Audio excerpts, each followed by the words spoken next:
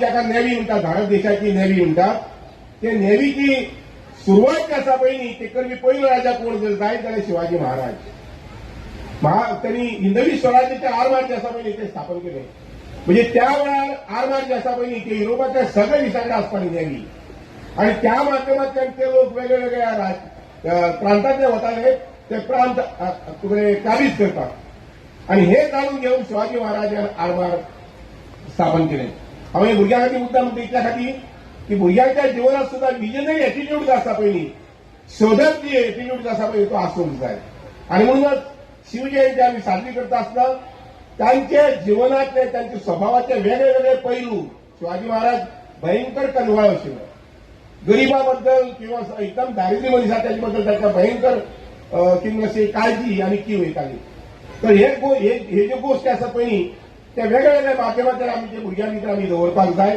आणि जाणकार आमी जे आसात पळय तांणी आमी पळोवपाक जाय. छत्रपती शिवाजी महाराजांचं ज्यावेळेला आपण शिवजयंती साजरी करतोय त्यावेळेला स्वराज्य निर्माण करण्यासाठी अनेकांनी बलिदान दिलेलं आहे, अनेकांनी त्याग केलेला आहे. आणि म्हणूनच मला वाटतं आज आमचे गोव्याचे मुख्यमंत्री आदरणीय डॉक्टर प्रमोदजी सावंत छत्रपती शिवाजी महाराजांवरती एक जो ओळख जी आहे, त्यांचे कार्य जे आहे ते तुमच्या समोर मांडतीलच.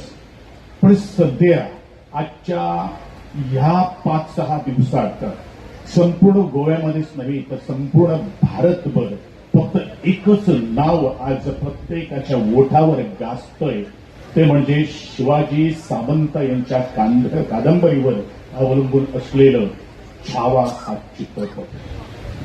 हा छावा चित्रपट ह्या छत्रपती संभाजी महाराजांची जीवन प्रवास, त्याने केलेला त्याग, त्यांनी दिलेलं या स्वराज्यासाठी बलिदान हा या चित्रपटातून दाखवलेला आहे. पण बऱ्याचशा इतिहासकारांनी मग या स्वराज्यासाठी दिलेलं योगदान, पण अशा मी एक व्यक्तीचं नाव घेणार ज्यांनी या स्वराज्यासाठी, मी असंच म्हणेन की प्रति जिजाऊ म्हणून छत्रपती शिवाजी महाराजांचं निधन झाल्यानंतर जी जबाबदारी पेलली ती म्हणजेच येसूबाई महाराणी श्री सखे राज्ञी जयते. कारण ही येसूबाई महाराणी या छत्रपती संभाजी महाराजांच्या छावा या चित्रपटात दिसली गेलेली आहे.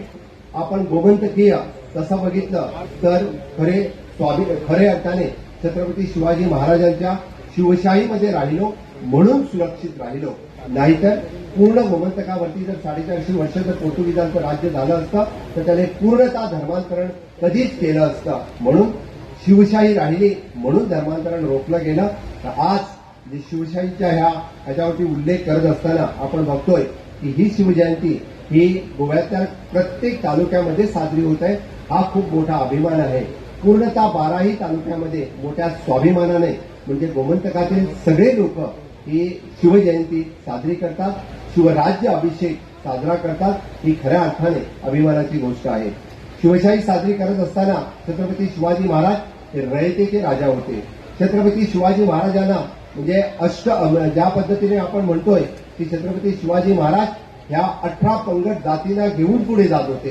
कुणालाही मागं काही कधीही ठेवत नव्हते. या 18 पंगड जाती सांगत असताना जे छत्रपती शिवाजी महाराज कालीन असलेल्या प्रत्येकाकडे ज्या गोष्टीमध्ये ते प्रावीण्य होते त्या प्रावीण्याचा उपयोग आपल्या सैन्यामध्ये करून घेण्यासाठी सातत्याने ते प्रावीण्य समोर आणण्याचं काम जर कोणी केलं असेल तर ते छत्रपती शिवाजी महाराजांनी केलं.